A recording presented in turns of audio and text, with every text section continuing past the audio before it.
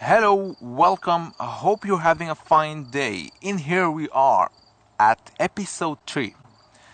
Just about to discuss engines and mechanical components available on the Porsche Macan. This chart should summarize engines available all around the world. The only engine which isn't available literally everywhere is the diesel engine. There is no hybrid or plug-in available. For that, you may have to switch to the Porsche Cayenne. If you're watching other car reviews, which you probably are, you may already know that all Porsche Macan's engines comes in as standard with a turbo configuration. But only one is called Macan Turbo, and it's the most powerful one. The only transmission available is a 7-speed dual clutch called PDK. All Macans come in as standard with a 4x4 all-wheel drive system.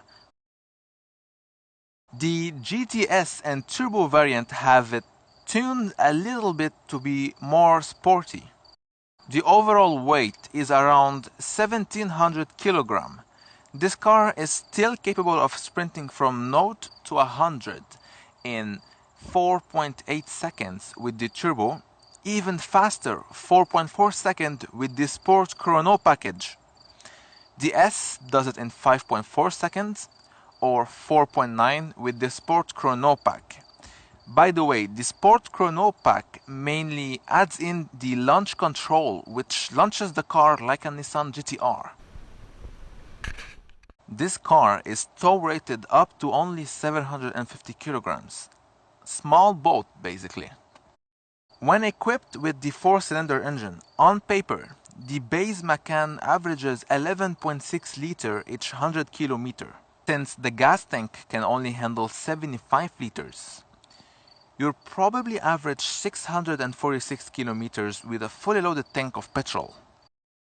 Any Macan with a petrol V6 engine averages on paper around 14 liters each 100 km. With the same 75 liter of reserve, you may average 535 km. UK, Europe and Africa, pretty much everywhere except North America, Porsche Macan diesel can manage 6 liters every 100 kilometers. Since the fuel reserve on the diesel variant is only 60 liters, you may average 1000 km, and that's absolutely beautiful. Diesel is really interesting to say the least. I really think the best combination of drivetrains should be hybrid diesel. I mean, while electric batteries get cheaper.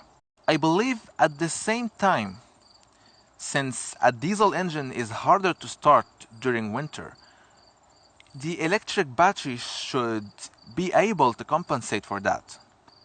Anyways, we talked earlier in episode 1 about the fact that the Macan is way more sports oriented than the F-Pace, which is from Jaguar.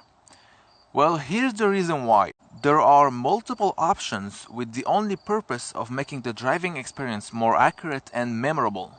For instance, there is Power Steering Plus, which regulates the steering wheel through the power steering system depending on your speed.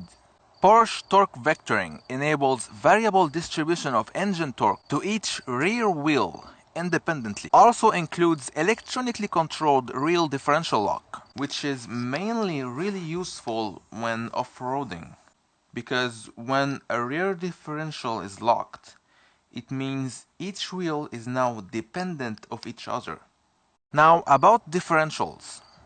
First of all, a differential is a mechanical box which is placed between each wheel in order to deliver the power from the engine and transmission to the wheels. No differential is bad because each tire is stuck having to copycat exactly what the other tire is doing. In a corner, laws of physics dictate that each tire has to rotate at a different speed, so no differential makes it unstable, dangerous, and will cost you fast tire wear. An open differential helps each tire to breathe independently when cornering. The car is now stable and saves tire wear. But there is another issue. When you hit snow in winter, let's say one wheel starts slipping. Since an open differential lets each wheel rotate at any speed independently, the slipping tire will start crazy spinning. And open differentials are stupid because the more you press on gas, the more power will be sent to the wheel which is spinning crazy. Why? Because physics love easy stuff. It's easier to keep the spinning tire spinning than to make the other tire grip. Of course, there's a way to fix that. They call it limited slip differential. It works like an open differential when cornering, but the car is also much more stable when on slipping ground. It kinds of ensures that the wheel that has more grip is the one that is receiving the most torque and power.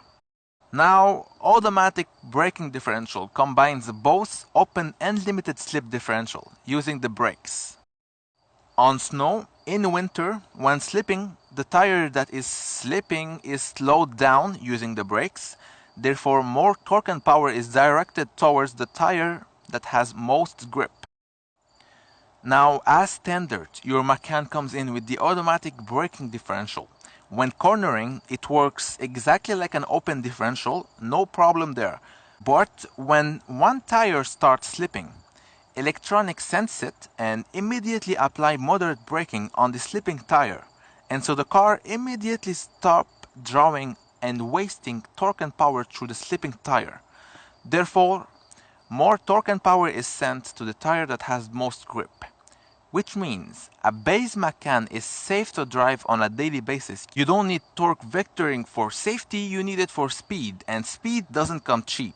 To understand torque vectoring, think about an open differential, which lets each tire breathe and rotate independently from each other. At that moment, when cornering, torque vectoring adds in more torque and power to the tire which is outside the corner in order to push the limit of speed much further while cornering. Which, with torque vectoring, means you start accelerating much sooner when coming out of the corner, without fearing oversteering. Usually, in order to keep the car on track after cornering, you have to wait until the back of the car is on a straight line before applying instant power. Look at this Lamborghini. If it wasn't a 4x4, he would have probably oversteered and lost the rear of the car, kind of that way. Why?